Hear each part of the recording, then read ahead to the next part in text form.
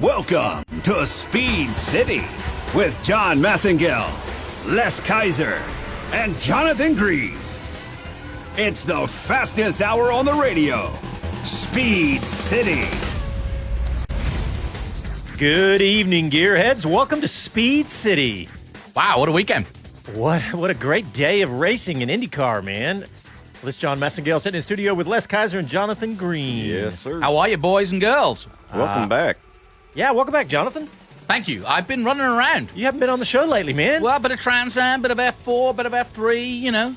All the way across the board, man. I know. And in fact, I'm going to introduce you today. I said I would find a Texan that has it, is the real deal. I found one. Bring him on. Liam Snyder, he's coming on the show, and he's the real deal. Awesome. Excellent. Well, not to miss out on it, my buddy finished 4th today at Pocono. Santino Ferrucci! Si. I feel like I got to use my I feel like hands I to say should that speak name. Italian when I say I know. I say feel his like I name. should be using my hands. All right, hey, the producer said Santino is now holding, so we're going to bring him on very You can't hold him. You Can't hold him back. Welcome to the show, Santino. We appreciate it, buddy. Hopefully, it sounds like you guys are having a good time out down in Texas. Oh, No, yeah, no, buddy. no. Well, like Jonathan said, we can't hold you back because you'll just drive around us, right? Is it raining yet, or did it come, or what happened? It rained, and man, it rained hard. Yeah, figured it would. Oh, yeah, for sure.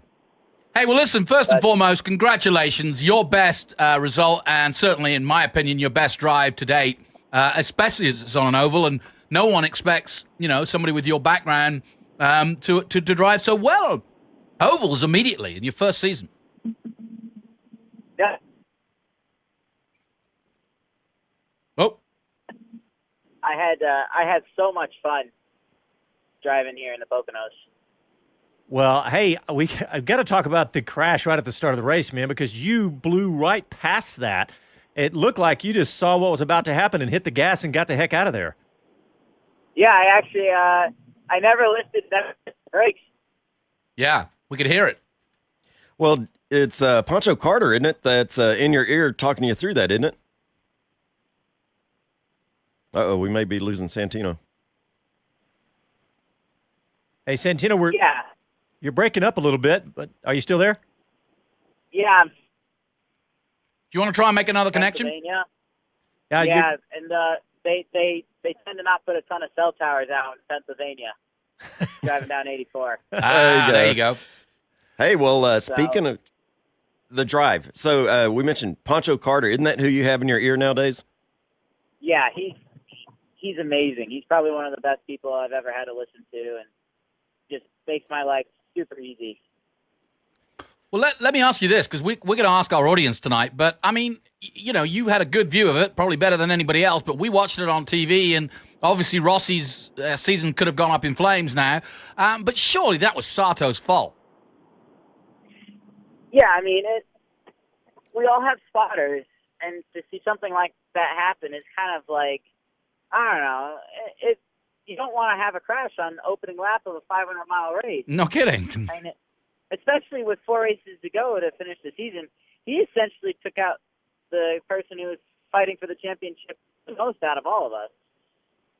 Yeah, and it looked just clear as day to me. I mean, it looked like he just barely got ahead of Rossi and then just turned into him. I mean, he came out and was like, I think it was just hard race. And then he tweeted out, and I was like, man, that was just clear as day to me, a mistake by Sato. And we've had him on the show. He's great. I love him. But, that just seemed like, Bit early, yeah. I mean, we all make mistakes, but, man, that looked like, there was no doubt what happened there. Yeah, I mean, he wasn't clear. I mean, and when you're racing in, 220 plus, you have to make sure you're clear, because an accident like that, we're fortunate. Everybody walked away from that. I mean, obviously Felix was, I'm assuming okay, but they took him for further checkups. But I mean, we're really fortunate that didn't have any greater effects than what it did. That's very true. And I want to talk to you about what you did before the race as well, because we saw the parade. Speaking of driving. Yeah, speaking of driving, we saw the whole bunch of cars that you brought down. But before we do that, I just said, I thought it was your best performance. But, you've been coming on the show now since Formula 3 and TRS days. We've followed your career so closely, and we love watching you guys, watching you race particularly. So does Dale Earnhardt Jr., and bless him and his family. How about that? Yeah. And just sum up, in your opinion, some of your drives this year. You must be pleased with how things are going. I am, and I feel like there's definitely a couple to where we could have done better, but on the other hand, you then have races like this one in Pocono, where you have a solid start, and then you run up to the top 4 all day long, and we deserve to be up there. And when we rolled the car off the trailer for Saturday's practice, we didn't make a single change going into the race. Wow. We rolled off, and we were competitive right out of the box. And that goes back to the engineering team doing their homework, studying, and making sure that, the race car was the race car for Pocono. And it's nice because when you have that 2-week break, especially for a smaller team like us, we can really, make sure that our equipment is on its game. Well, man, it's been fun to watch you this year. It's been really one of my favorite parts of IndyCar this year, watching you come up. And what are you sitting at 12th position? I mean, your whole season, this is... He's got a chance to win the rookies. I mean, yeah, you could have a chance to be the highest-ranked rookie at the end of the season. I mean, that would be fantastic. Yeah, I think we're only 6 points behind Felix now, which is awesome because he had that massive gap from Mid-Ohio where he finished second. And now to have a 4th place to follow that up and to try and catch up to him has been huge. So the rookie race is definitely going to come down to the last event of the season for sure. I want to hear about the last part. We knew that the rain was coming, and I'm sure your spotters and your team were telling you because all the teams knew. So you were in a position, you're behind the most successful driver in IndyCar history. You've got the Indy 500 winner behind you, and you're slotting in second place. Tell us what the plan was when you really didn't know it at the 103-mile or 103-lap situation. You didn't know how much more was going to be. So what was the plan at that point when you stuck behind Dixon but basically taking his air? Funny enough, they actually didn't tell me that the rain was coming. So they were just telling me, we're going to keep it in go mode and try and push and keep up with Scott. And, unfortunately, Scott had a really good stop, and I couldn't get by him. And he's just really good. He's really quick. They were on pace today, and I didn't try and send it up the inside of Pagano when he came out of the pit. No, that was brilliant. I kind of thought that we had a lot of race to go, and I didn't know that we were coming to an end shortly thereafter, but. I felt like we did a smart thing today, and to take home 4th, I'm really happy with it. And normally this track, it's really hard to pass on. So the fact that we did get to start 13th and basically move our way through the field on lap 1, pretty luckily, and I take it as a win for us almost. Hey, yeah. Santino, what about there was some of the like Robert Wickens tweeted out, and he was like, "Hey, why are we still racing here?" And there was a lot of chatter on Twitter and all that about it. But what do you think about Pocono? I mean, it's tough to say. I really love the track. I mean, it grew on me. I feel like it's a driver's track, and I feel like even though you have a good car, you still need to go out there. You still need to drive it, and you need to drive it hard, and you need to be on the ragged edge. Yes, the track is dangerous, and it's not great for us. And, I don't think the racing is particularly fantastic for the fans' point of view because we're not passing all the time. But, it goes hand in hand. I think if the track made some substantial changes with the safety and with, maybe turn 3, it'd be an awesome place to race at. Well, one of the things that, as a spectator, I love the diversity of the 3 curves. the turns that are there because they're so different. That's got to be an extreme challenge. I mean, you can't set up for a street course with that kind of diversity. You can't set up for the usual oval. It's somewhere in between, and it's got to be complicated to get that balance to make all three curves work from an engineering standpoint. From a driver standpoint, they also added in, the NASCAR group added in some extra adhesion spray or something on the asphalt to improve traction. Did that also come into play for you? No, we didn't really feel the, I think it's called PGA1 that they put down. You know, it didn't make a huge effect for us. I think a lot of the rain took it off. But also going back to the engineering standpoint in the 3 different corners, I mean, I was out every lap. I was adjusting the weight jacker and sway bars every single lap after turn 1, after turn 2, and after turn 3. Wow. It's kind of in a rotation, and you're continuously adjusting, you know. So every lap that we completed, there was 3 adjustments being made a lap to fit each corner individually to get the maximum out of your car. And, you know, I feel that's something that needed to be done, and I feel like that's something that, like, all the veteran drivers down the grid are going to tell you that you have to do it to be competitive there as well. Hey, Santino, what about during, 45-minute delay? You know, somehow, I don't know why, I think just watching you seem like that's not going to bother you. I could see how it might bother some other drivers. Am I right? I mean, you just seem like you're loose and can deal with that. Yeah, I mean, I was totally okay with getting out of the car and hanging out and having a break. And to be honest with you, I was about to head back to the trailers and have a snack. See, that's what I'm talking about. I go see Rocket, and he's like, "Oh, we're going out in 10 minutes." I'm like, "Oh, I better not head back to the holler." Okay, but, save the ice cream. I don't mind it. Yeah, exactly. I was looking for ice cream. To be honest, I got out of the car when we were going into the rain, and someone on their little scooter had like an ice cream truck, and I turned around. I was like, "Oh, oh man!" Right there. I was so bummed. What have you learned this year, Santino? I mean, I mentioned the ovals, and I think you won't have heard the commentary yet, but both Townsend Bell and Paul Tracy were so impressed with your instincts on the ovals, because that's really, I mean, we all know you're fast. Every one of you are fast, and you've had that experience in Formula One. But, you know, what about what you've learned? What have you taken away from your first season?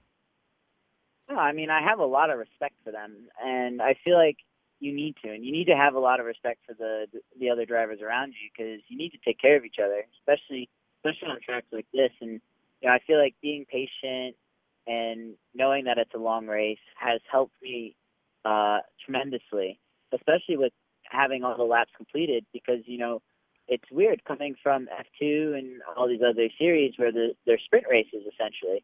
You go into this race and you're making 5 pit stops. I mean, 5 pit stops. Anything can happen. Yellows at any time. You can go from last to first or first to last. So I went into this year knowing that the races are longer and wanting to have more patience and maturity driving behind the wheel. And, you know, I think it's definitely paid off for us. You know, Santino, you said, talking about Formula 2, I feel like that you have found a home in IndyCar. I don't know why. I just watching you, I think, watching your body language and talking to Robin Miller and all those guys, it just seems like this is the perfect place for you. And I think do you feel like that this is it for you? That this is where you want to be? Yeah, this is definitely where I want to be. I mean, I definitely enjoy the paddock. I enjoy the drivers. I enjoy everyone around.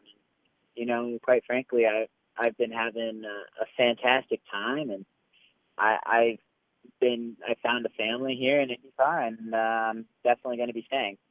Well, this is awesome. Santino, this is totally unfair, but I've known you for a few years now. You're out of contract at the end of the year. What are you doing? Are you racing for McLaren? Are you going to go for Penske? Are you going to stay with where you are? What are you going to do? He's going to get an ice cream sponsor. I have quite a few options on the table. Fair enough. Fantastic. That's the standard answer. I like that. Year, so I wouldn't worry about it too much. But I mean, Dale Coyne is a small team. You must be happy with the way that this team is kind of forming around you too. Yeah. Well, of course. I mean, my engineering team has been amazing, and they've just, you know, they've bent over backwards to aid my driving style, to, you know, work with me. Even Sebastian, my teammate, Yeah. my veteran teammate. Great guy to who have. Has been amazing to mentor me and coach me going into all of these races and to help me out with the lines, the bumps, the tracks, the setup changes.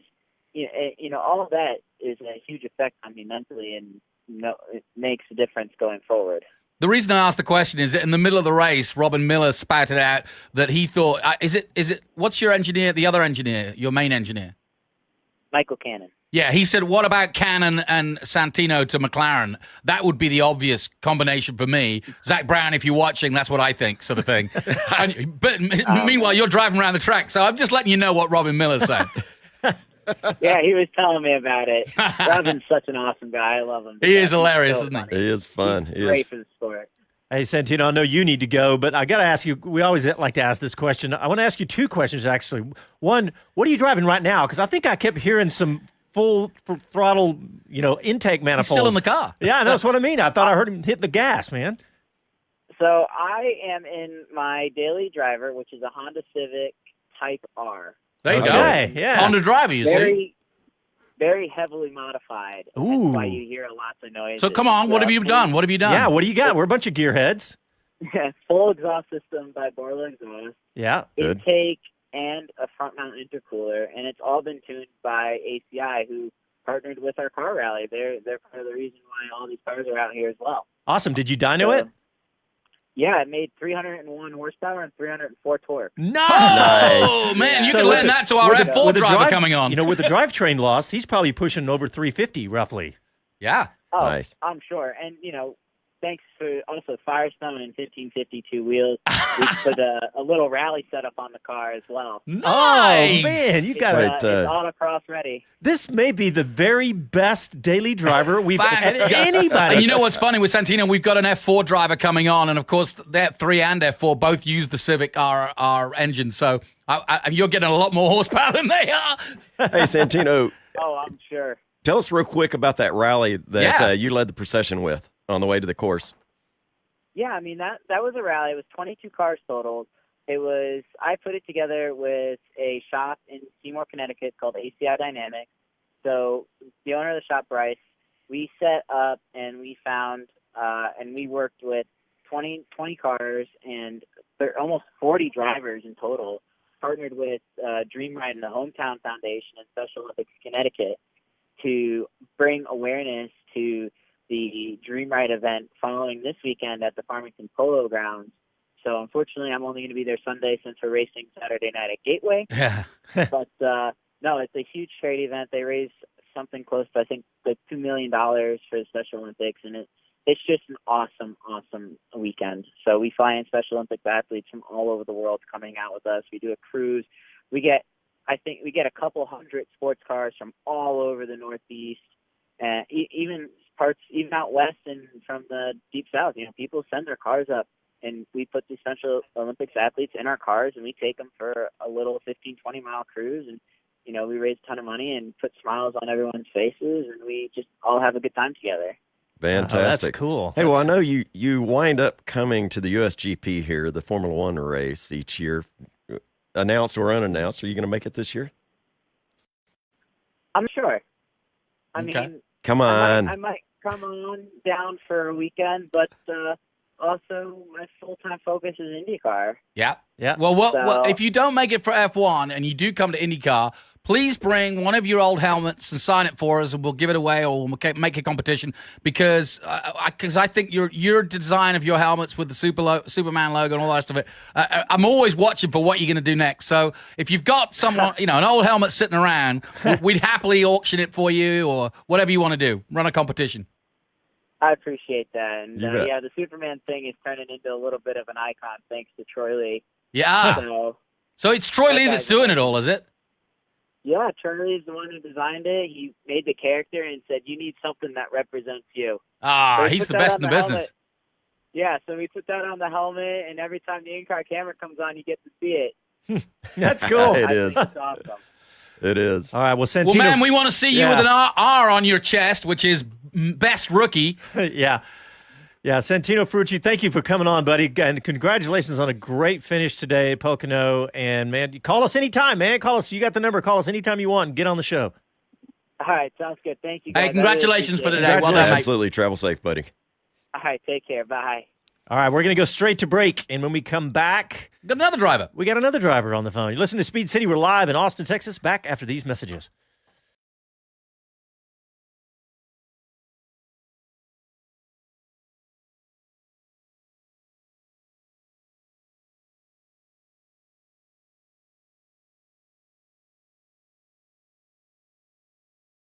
At Circle Brewing, the belief is less is more when it comes to brewing a better beer. You won't find any chemicals or additives, only water, malt, hops, and yeast, and absolutely nothing else. Just simple ingredients and outstanding taste. It's German purity with Texas ingenuity. Find the brews on tap all over town, in your favorite store, or drop by the tap room at 2340 West Breaker Lane, open Thursday and Friday nights and weekends. Log on to circlebrewing.com. Circle Brewing Company. Born, bred, and brewed in Texas.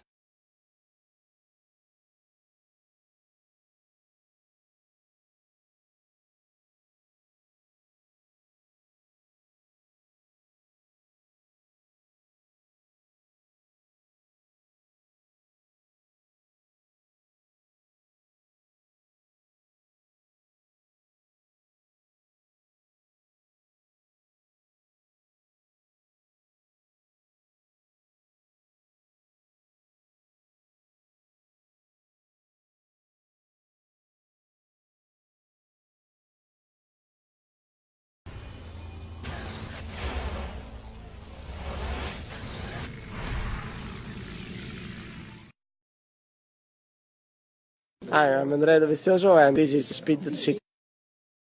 Welcome back to the fastest hour in radio, Speed City. Andrea Divizioso. And this is sì. the Speed of City. Speed City. Santino Ferrucci. Divozioso. If y'all were listening during the break, we have a new sponsor, Circle Brewery. Join the Speed City family. Circle Brewery or brewing, I guess both work. Yeah, and this is we're so excited to have these guys because we are now going to do our monthly car show that we do. We're calling it the Speed City Road Show now. And they have a huge parking lot because before we kind of hit some spaces. Hey, we know it. We're sorry. And great beer, a whole lot of space. Yeah, tons of space. You know, we heard y'all say if you couldn't get to the old location early that you wouldn't come because you'd get parked in the next county. Yep. Not anymore. Come on. So we do Circle Brewing is in North Austin. It's actually only about 2 minutes, literally, from the old location. Yeah. And so watch for our event. We'll have that posted up. It's Circle Brewing on Breaker Lane, just a few hundred yards from Burnett Road and Breaker Lane. Yeah, I tried the APA. I tried the IPA the other day. See, I think I had one before the show. No, the IPA, really good. Well, it's the fourth. Our show is the Speed City Roadshow is the fourth Wednesday of every month. So 28th of August. Yeah, and it's a fun casual event. A lot of great cars and bikes come up. Ducati always brings something sweet in. Anyway, a lot of great folks coming in. Fantastic cars, man. Hey, I mean, and great thing, Tread Connection. Yeah, that's right. Will most likely be there, and it's a real good place to see the equipment before you pay to have them show up. Are we going to get them to do a demo? Yeah, I hope so. Yeah, that's what we need to do. Get them to do a demo. Think we could. Have you wore out the tires on that CTS? I have not yet. Well, lend it me. Slacker.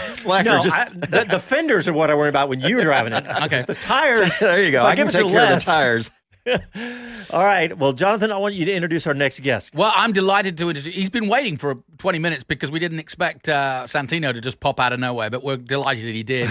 But it's good to have him on because we're always looking to the future of young up-and-coming drivers. We've just had Santino on. He was one of our first guests when he was 16. Yep. And now I want to introduce you to Liam Snyder. Hey, Liam, are you there? Yeah, I am. Can you hear me? Yeah, we can hear you. How's it going, man? Awesome, great. Delighted to. I appreciate you guys having me on the show, and a yeehaw to that. A yeehaw to that. There you go. Look at there. We got you on Skype. Good man. I Already got wanted a to see that Stetson hat. up. Look at that hat. Man. We That's give those away at the Circuit of the Americas if you get on podium. Well, he'll be coming. Yeah, I might be. Tell Santino to bring his car. I'll take it for a test drive. I'll race him. I'll bring my own car, man. I got a little manual myself. Oh, tell us, what do you got? I got a little Mazda. We got a little thing, and we actually my friend saran wrapped the whole entire thing the other day, so I had to drive it. I drove it to a little doctor's appointment with saran wrap, and we put little plastic wings and canards on it and stuff like that. Oh, it was great. We just have shenanigans. Okay, I love your friends. I can already tell. Yeah, I know. Hey, Liam, we had a good hoot and holler last week. We had some fun at the F4 mid-Ohio. Tell my two colleagues here about your history, your brothers, and the fact that you're a Texan. That's what I'm excited about. Finally, a Texan. Yeah. We had Austin Kazuba on the show, and he's doing F3, or he was. But tell us your background. Yeah, also I know Austin, and I've come from Texas. Obviously, yeah, we need a Texan on the podium. I started out. My dad got into cars. He's always been into it. He wasn't a race car driver, but he got me and my brother into a little Miata. Actually, that was the first car I ever drove, or the first thing I ever drove. Sent him straight into the fast lane. So he took Miata. I learned how to heel toe down on some roads down at MSR Crescent over in Texas. Oh yeah, near Benbrook. And I learned that, and then we got into karts because we weren't old enough. It was about 9 years old when we started, and I wasn't old enough to drive the cars on the real track. So we got into karts, got into some shifter karts, and man, that was a great time. And then we just got into the Formula car gang. We did Formula Mazda. I stuck with the SCCA. I learned some racecraft. I did Formula Enterprise, and now in Formula Enterprise 2, set to win the runoffs, and doing F4 now, looking for a whole season next season. Yeah, so that's it. So Jonathan said you're tall. I'm a tall, and I went to Skip Barber and tried to squeeze into those Formula 4s and get my giant feet in there. Are you having trouble fitting in those things? All right, so I have a size 16 shoe. Oh my God! That's all I have to say. Yeah. He doesn't use the brake. That's it. No wonder you can heel and toe. Yeah, my big toe is on the brake, and my pinky toe is on the gas pedal. That's all you need. Yeah, I went to Skip Barber, and they said the guy was like, he was trying to put the nose of the car on. He goes, "This isn't going to work." Yeah. And I just have a 14, and he goes, "You need to go to get some wrestling shoes or something at the store, and maybe go and get shoes and come back." Yeah. He said, "Those big Nikes aren't going to fit in here." Oh, that's great. When I was 13, I was a size 13 shoe. When I was 14, I went to a 14, 15, 15. Now I'm 16. Size 16 shoe. Oh no! Oh gosh! Wait till he's 21. How tall are you? I'm 6'4.5", almost 6'5". Oh my! You actually are. So what are we doing motor racing? We should be going to the Mavericks. Yeah, I know. When I turned 21, I have the same size shoe as like Shaq or something like that. But yeah, no kidding. Having a great time at the F4 race with the Crosslink Kiwi Motorsport guys, and I gave them all cowboy hats. That was really fun. They all liked that. So that's great. And by the way, just so those who don't know, the Crosslink Kiwi team are actually based in Dallas, but they're looking for their third title. So the beauty of where Liam is that he's with the championship leader, Josh Carr, who's also an ex-karter. They've got Jose Blancos from Puerto Rico, and they've got Arthur Leist, who is brother of Mateus Leist. Oh, yeah. Okay. Yeah. Oh, so you're in good company. I mean, that's a great team to be part of, huh? Oh, yeah, absolutely. I had a great time at the F4 weekend. I was talking to Josh, learning from Arthur and stuff, looking at video. I was actually running there up in the top 5, running for the top 5, maybe even like in the third race going for a P3 position until we had a little brake malfunction. But it was all great. Yeah, because you put your foot through it. Yeah, I know. I've broken a couple sensors and a couple pedals in my other car. I'm hopefully won't do that on the road in my other Miata, so I'm looking to. I'm trying to imagine you in a Miata. Never mind an F4 at 6'4". I think it's going to look like the wind resistance alone must be not good. Those. What was that? I was going to say, those clowns that ride the miniature cars in the parades and go in circles? Yeah. I'm sorry, Liam, but that's my visual. Pretty much. That's pretty much it. We have a cloth top in our Miata, and my head hits when we go over bumps and stuff on the highway, my head almost goes through the cloth top. Hey, what did you reckon to? Did you hear Santino's how he's sort of modified his Civic R?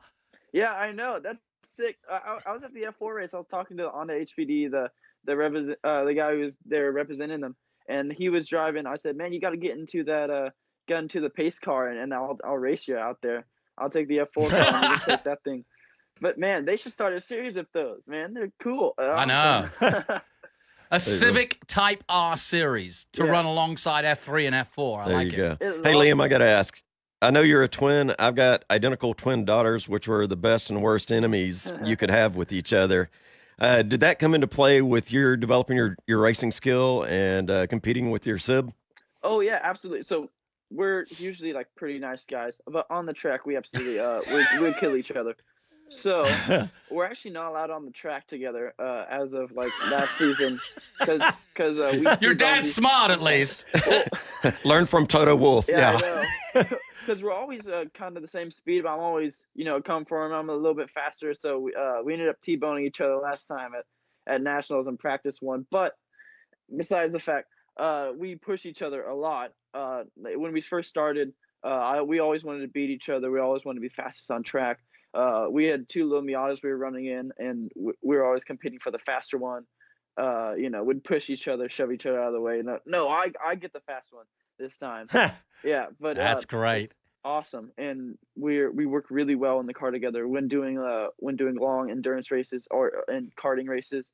We know exactly what each other is thinking out there on the track. Oh, that's good. Yeah, you know what you're thinking. Hey, well, Liam, we got to take a break, but stay with us. Would you got some more time? Absolutely. Yeah, I got all night. All right, well, stay with us. We're going to ask you about Formula One. We want to get your opinion. We want to get a driver's opinion about Formula One and some other stuff. So stick with us. You're listening to Speed City. We're live in Austin. Back after these messages.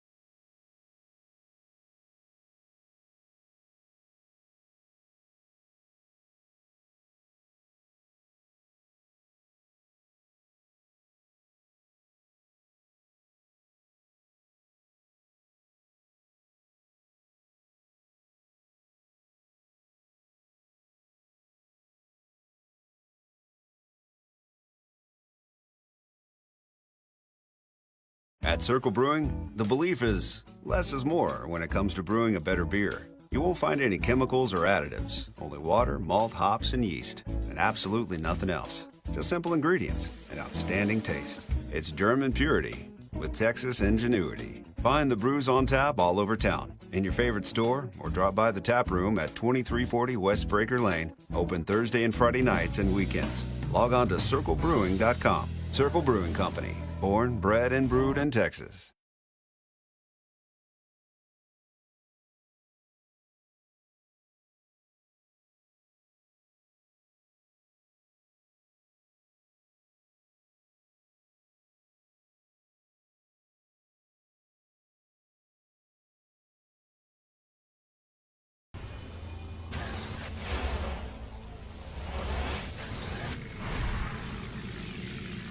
Hi, Brendan Hartley. This is Speed City. Welcome back to the fastest hour in radio, Speed City. Another tall race driver that we met when he was pretty darn young. Yeah, it's just his hair. And a That's Kiwi. true. It is just his hair. He's only 5'5", connection. really. There you go. Kiwi connection at that. Sideshow Bob, but the rest of the time. Yeah. All right. Well, we have Liam Snyder on the phone, and he's going to hang out with us for a while. He's on Skype. He's on Skype. That's right. We see his 10-gallon hat or whatever, however many gallons. It's probably I'll get more you than that guys with a one giant at person. Coda. Yeah, we need one. We need one. Well, hey, Liam, we're going to get your take on. Jonathan got an interview with some folks. Jonathan, why don't you lead us into this? Yeah, I want you to listen to this because it is relevant to what you're doing right now. I met with Johnny Baker, who is the head of business development for the Road to Indy, and they've just signed to do a really interesting initiative. This is so cool, yeah. With the Road to Indy, which of course, and the Toyota Racing Series, which, as you know, I go to every year. Santino Ferrucci began his career down there at 16, same age as Liam is. And so they've just announced this new initiative. So here's what Johnny Baker had to say about the new initiative between the two companies, effectively.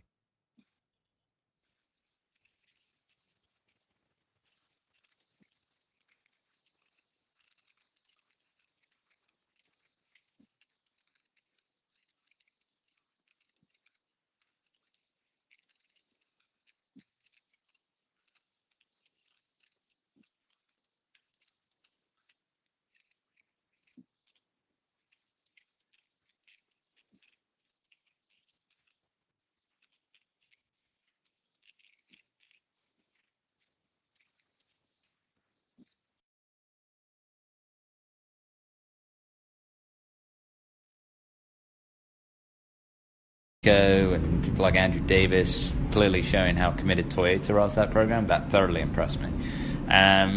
And yeah, we just got chatting about seeing what their future plans were, and I was telling them what the future plans of the Road to Indy were, and it kind of just all sort of went from there. And to be honest, came back to the States and spoke to Dan Anderson, who's owner and CEO of Anderson Promotions, who promote the Road to Indy, and it just seemed like a no-brainer. And we, got together with Nico and put together an incentive program, which is, anyone who's done TRS, did all the rounds in TRS, can get an entry fee and a set of tires to come to either our Chris Griffiths Memorial Test at Series Test, October 19th to 20th at Indianapolis Motor Speedway, or they can come to the spring training.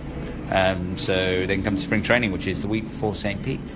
So, yep, that's in place. And in return, we want to see our Road to Indy drive. We're a driver development. We're in the business of driver development. We want our drivers to be as good, as well prepared, as educated, trained as possible.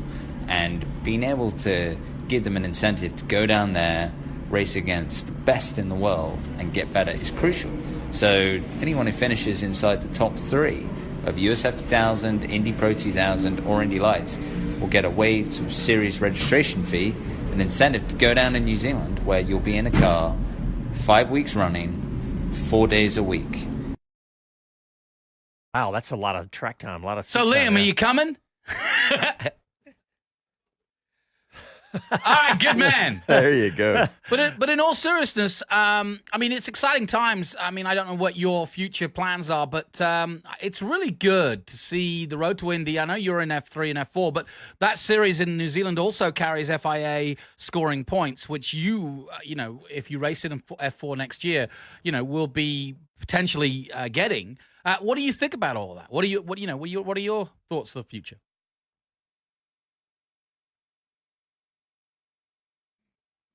Money being thrown into racing right now. There's a lot of money being spent, especially in racing right now. I've got a few friends in Indy Pro, in the USF, and it is quite a bit. So it's a good incentive. Finish top 3. You got talented drivers from around the world or coming around, or in the US, from Texas. And you need incentive. You can go down there, you can get points, and it's that a lot of track time is really, really helpful. It really helps the driver. Getting engineers, getting feedback, it's really great. And I think for drivers, even veteran drivers, going down, getting some track time with pros and going over there is awesome. So I think that's great what they're doing. Because the other part that's relevant, obviously, is the team he's racing for is run by Tina Larson and Gary Orton, who run Victory Motorsport down in New Zealand in the TRS series. So, again, there's some really good crossovers now being created. I think Josh Carr would be odds on to go down there. Liam's just starting, but it's just great to have, like he says, the options available to you. And you know what? Also, the fact that absolutely. We've been saying this about the Toyota Racing Series. You've been banging that drum for a long time, Jonathan, and it's nice to see not only super license points now, but IndyCar, the Road to Indy, seeing that and recognizing that. There's no telling that this thing could all of a sudden get quite big. You never know, and be competitive even to get a seat there. Yeah, we've had some good stories going down there. Ryan Tavita now in F2. Will Owen went down there. Another Texan now racing in Europe in sports cars. Santino Ferrucci, he was on the show tonight. He was a graduate there. And then the big stars like Lawson and Armstrong, and more recently, obviously, Lando Norris. I was going to say Lando, yeah. And Lance Stroll. So, it's really a great opportunity. And I think Johnny Baker's been smart to jump on this. And give this opportunity. And how about that? An opportunity to race at Indy. Yeah. At the Indy, October 20th? October 19th and 20th, yeah. Hey, so a quick refresher. I had a conversation with somebody a little while back about the TRS, the Toyota Racing Series in New Zealand. What it is a racing series, as you heard, 5 weeks of solid racing, 4 days a week. Yeah. But what it is it takes place in what is the winter time or off-season time for the northern half of the world. Yeah. And so it gives upcoming drivers another place to go race, get an entire season in off of schedule from the northern hemisphere.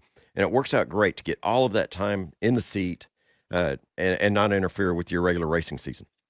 Well, let's get back to Liam. Liam, what? I mean, you said you want to do a full because you just come into this. You did one race. Yeah, you can do the whole. What are you going to do? He's going to do. I presume you're going to try to do a full season of F4 next year. Then what?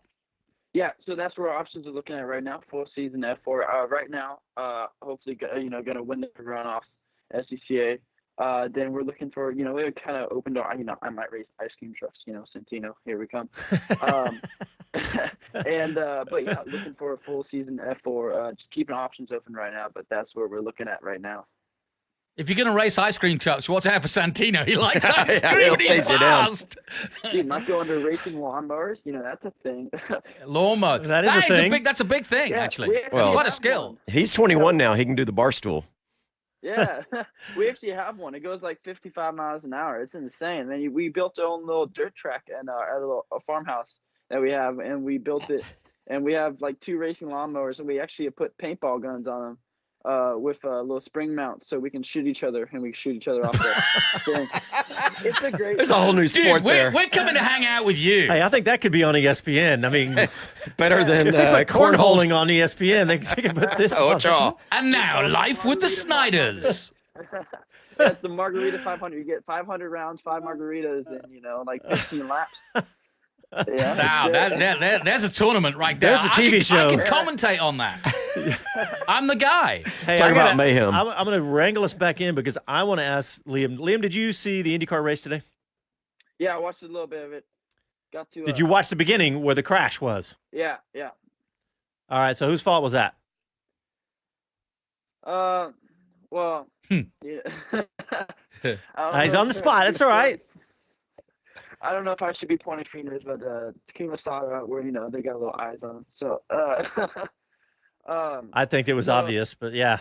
Yeah, it was. It's very unfortunate what happens, but it does happen in racing. It happens a lot, and sometimes, not so much in the pro racing you see, but it's the amateur stuff. So I think they'll get it figured out, and they're looking at it right now. And I think hopefully the new races they'll have a little talk, and they'll be better. But it is interesting for the fans, I guess. Keep it. Yeah, Hey, no so, kidding. So there was another outcome of that also is that Rossi got a 10-lap penalty for his team working on his car during the red flag. To me, that seems pretty jacked up. I don't agree with that call. Yeah, I thought it was a 2-lap. First they said 1, and then I thought they said it was going to be 2 laps, but then they said 10. Was it the amount of work? Well, I mean, what was it? That just didn't seem right. Injury to insult. I know. Rossi got jammed up completely, and then he got screwed over after that. Hey, all right. Well, that's a question about. Hey, we're going to have another break, but I want to ask you about Formula One because you could be here racing on the same bill. Oh yeah, there you go. Oh yeah. All right, well let's go ahead and get another break in. Let's get our last break in, and you're listening to Liam Snyder, who's our guest tonight. But we are live in Austin, and we'll be back right after these messages.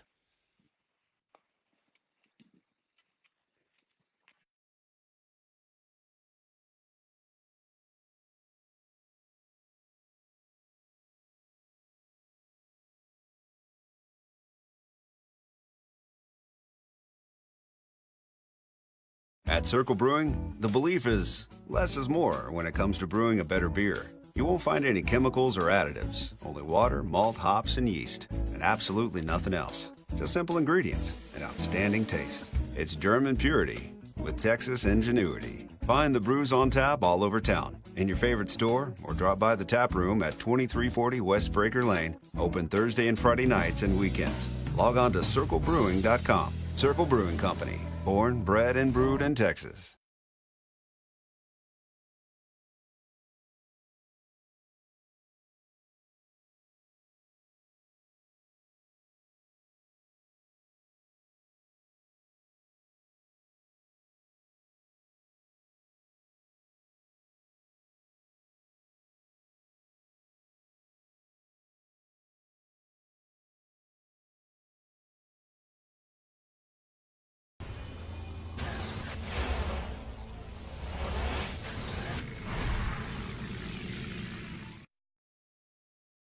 This is Alexis Tajoria, driver of the Tequila Patron Toyota Camry Nitro Funny Car. This is Speed City.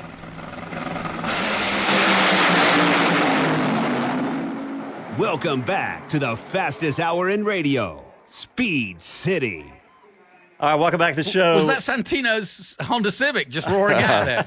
Did y'all hear it, by the way? Was I not the only one who heard the car? Yeah, we locked eyes. I saw and it you was looking like, at me. Listen to that. I thought you heard it too, because I was like, it sounded like a big old 4-barrel or something. He always calls us when he's in the car. I love it. Yeah. All right, we're going to talk some Formula One. We got Liam Snyder on the phone with us, young 16-year-old Texan race driver, and we're going to talk some Formula One because, first off, there was some big news this week when we had Albon and Gasly swap seats. Yeah, interesting. What do you take on that one, Liam?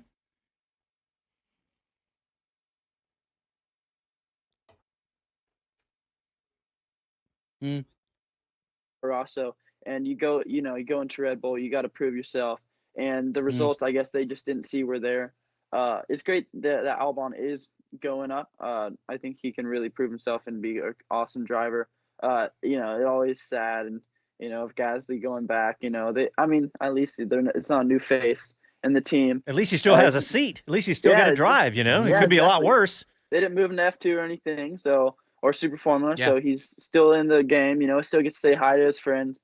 But exactly. Still get to eat out of the catering and all that. Yeah, he still gets to do the interviews and stuff like that. I think WTF1 had some fun with the memes and stuff that were going on with that. Yeah.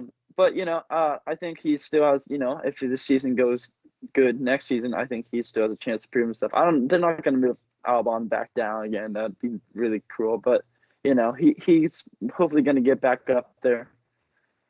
I bet you they have all the data that says that Albon is going to, I know it's not the same car and all that, but I think he's going to probably do very well. They wouldn't have done it. They've got the data that'll prove it. But he's also, it's just a perfect opportunity for a young driver like this. What were we going to say, Jonathan? Yeah. Well, I was going to say, one of the theories I heard on one of the other podcasts, motor racing podcasts, and I like this theory, was the reason they did it now, because everybody's like, why are they so cruel to do it in the middle of the season and all the rest of it?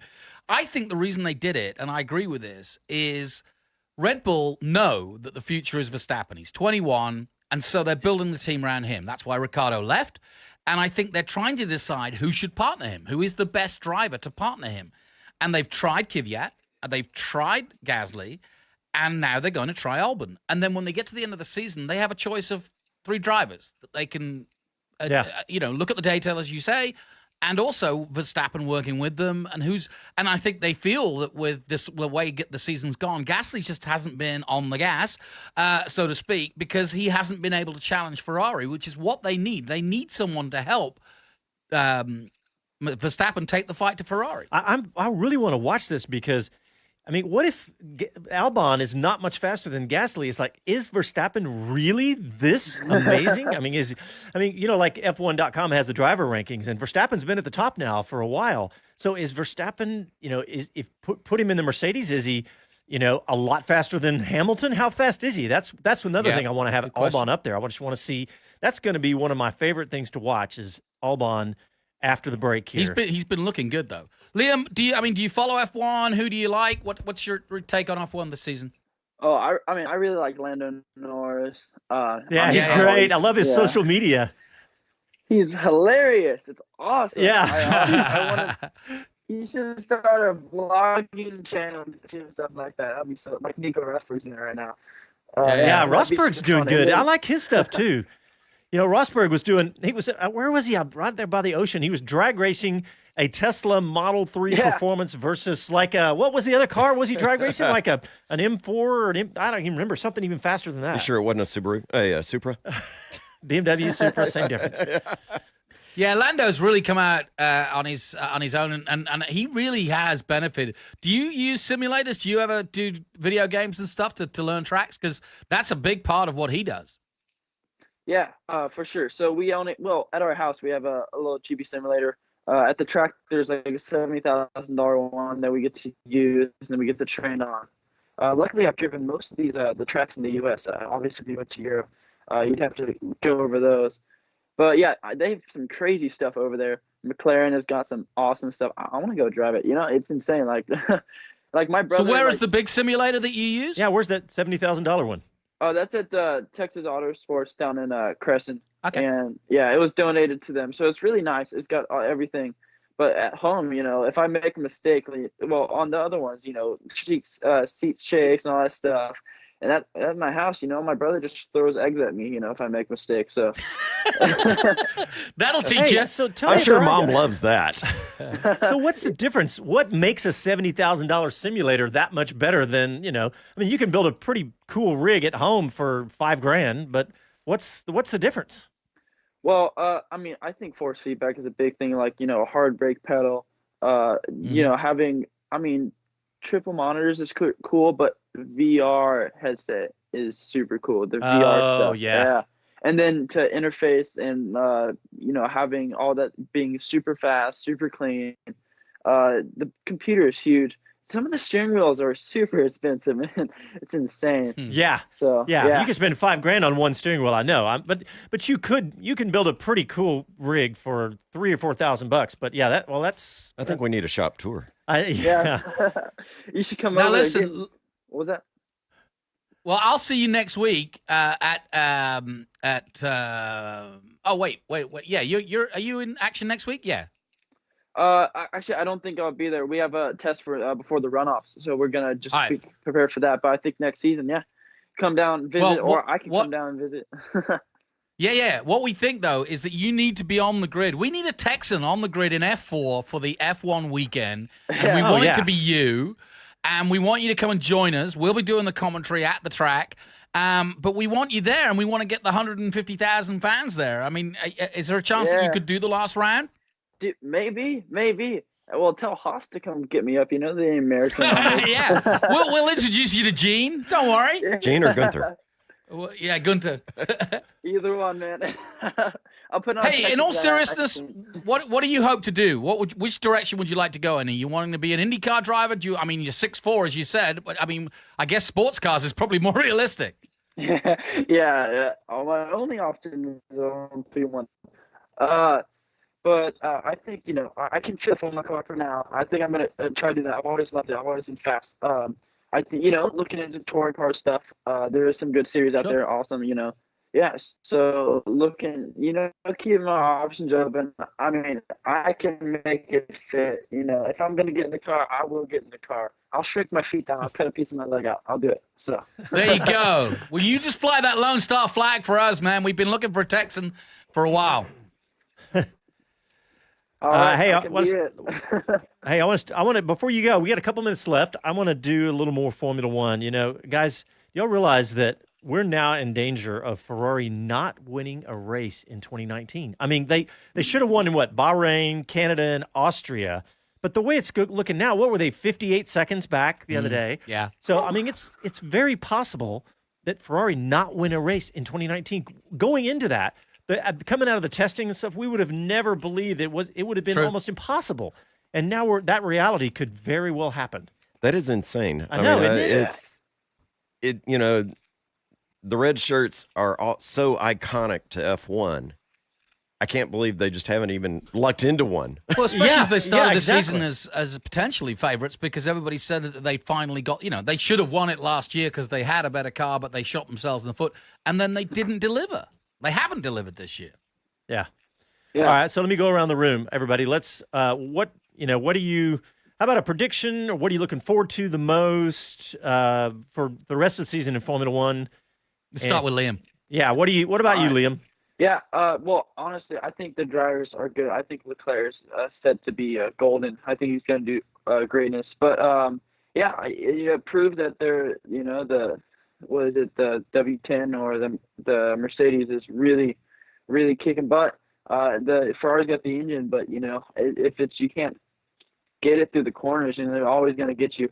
So I think they have the drivers. I think next year if they make a few improvements, I think they can do really good. So I think we need to set some spike strips up for the last race.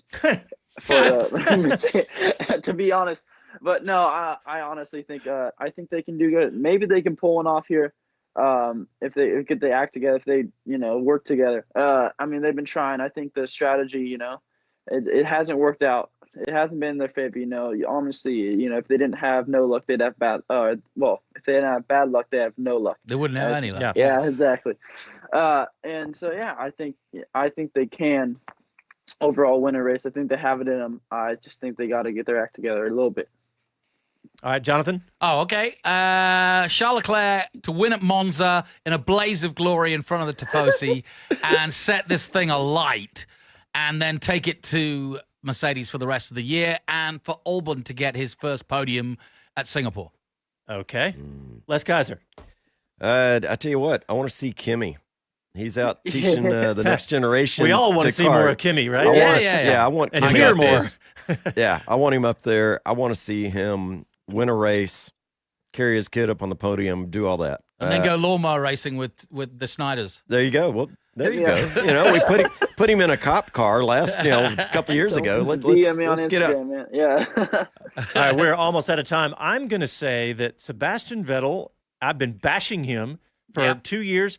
He started to look good. I'm not going to say that he's going to beat Leclerc all the time, but I'm just going to say he's going to look good. He's settling into his role, and I think he's going to do really well for the rest of the season. By the way, kudos. Who said Gasly would be dropped? Oh, my gosh, I forgot. Les Kaiser, you've been predicting this since the third week of the season. You did. We got to go back and pull those clips. Les said it. He was like, Gasly's out. He's out. And we were like, what are you talking about? He'll be away next weekend. We'll talk about him. Yeah. We were saying, what are you talking about, Les? The guy's only run 2 or 3 races. You're like, he's out. Yep. Hey, thank you very much, Liam Snyder. Remember the name. He's coming up fast.